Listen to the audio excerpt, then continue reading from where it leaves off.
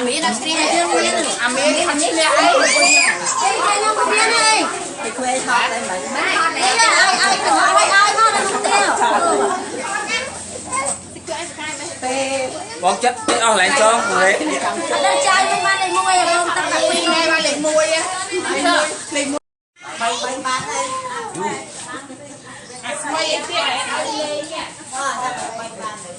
đây kia bay ở thằng lớn đi đặt hai xong rồi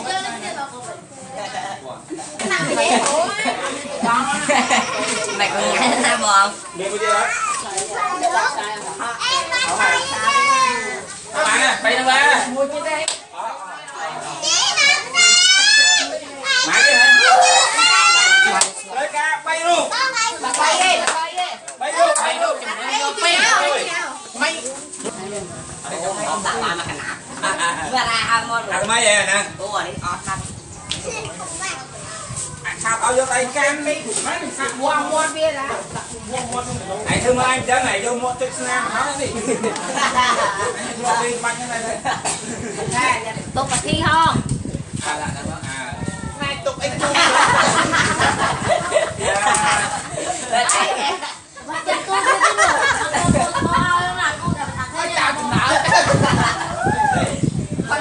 lấy về đây ai cho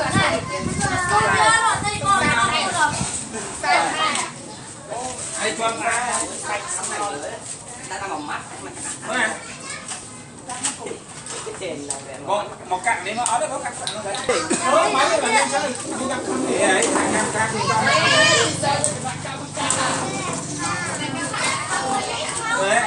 lẹ anh đi lẹ mà đi mà ăn đi mua tiệt ở đây mua là hẻm muối là trả lời đấy chưa chứ mình mua tiệt này chúng này quay đó cho này chúng lại đây chú quay hoang đấy quay con không quay khỏi mình lạch sai khỏi chanh lạch sai áo chanh đấy giáp rồi giáp nó đi cái quay cuốn nó ăn miếng cái lẹ đây phải tôi vậy bạn đi rồi cho ở đây có sẵn ăn giúp mình ngon hơn chơi chơi kia nào cỡ mùi kia chẳng mẹ mấy thầy nhom trong nhom bẹt cuộn biết từng lên khơi lỡ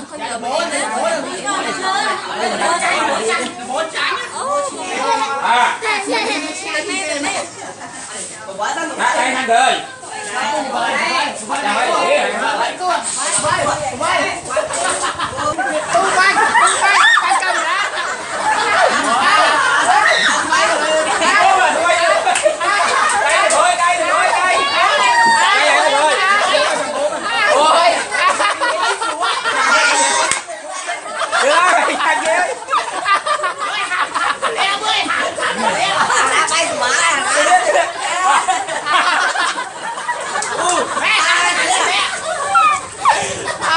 đây tôi đã vui tôi ơi không ai luôn mày chẳng vui vậy thôi mua một cái mua mà bạn tay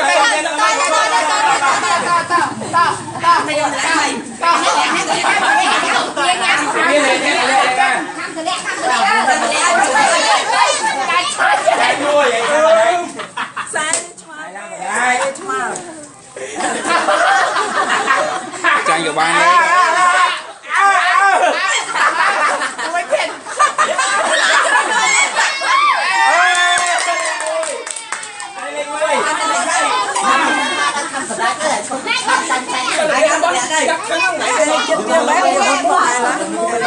Trang của bạn lối đây. Đi. Anh trai đi ra. Máu xuống luôn. Đi. Cô là yes mà thêm những cành đó theo chanh. Mà thêm mùi chanh mình. Chạy sao thì sẽ thêm mình. Chui.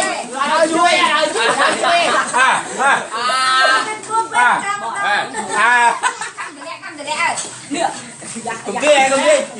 Anh ăn lẽ anh ăn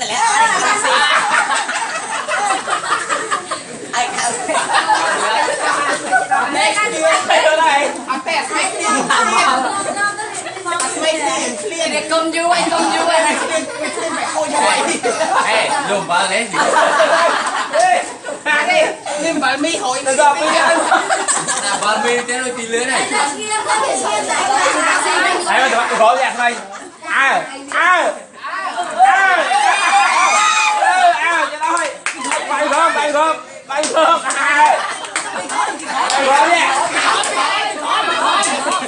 gõ này người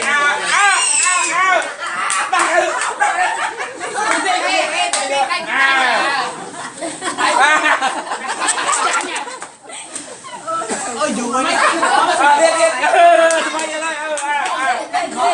thằng gõ đánh gì đây đi à đây là đi không phải mà ai đây không có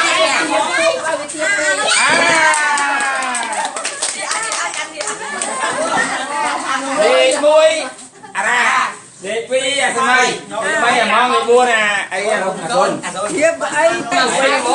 lại cho lên được mà anh rồi cua hãy cho cua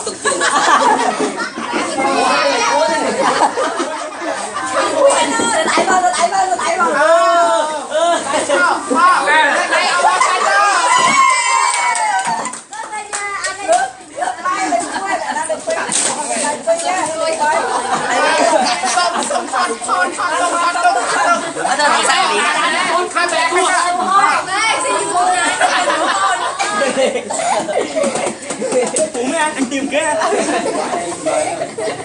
anh mua cho cái nhau tiền gì không ai nấy anh có tay có ăn ngậm á anh chơi đừng mà lại lên vậy tay đơn lại hai em mình